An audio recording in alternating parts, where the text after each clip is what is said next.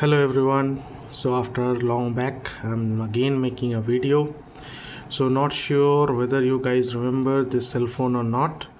So this is Redmi 1S. So I purchased it almost around 14 years back. So when it got launched, this is a brilliant phone, right? But practically now if we see, this phone is outdated, right? So I thought of like how we can practically again use this phone for a specific purpose rather than scrapping it off. So definitely, like the batteries and etc is a challenge these days to find for these old phones, because like the batteries used to get removed. So what I did is like I used this phone, this one.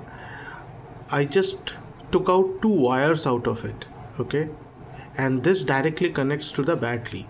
Let me open up the mobile and show you, okay.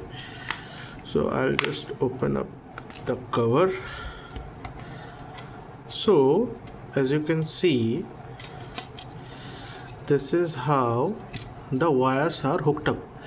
Now the thing is, what's this red piece? Okay, so the battery was dead. So what I did, I simply removed the complete battery out of it, okay. And this one is nothing but just a piece of cardboard, okay. This is just a piece of cardboard. I extracted out the BMS, connected this BMS positive and negative to two terminals, okay. These are the two terminals that I have, okay, and these two terminals are now connected to a connector. That's it. A very simple approach, okay. So that's the bare minimum setup that I have created. Now I'll not reveal the purpose right now. Probably you need to watch the video completely till the end, what I will be doing, okay. So I have this dummy battery and the BMS is connected to positive and negative, okay.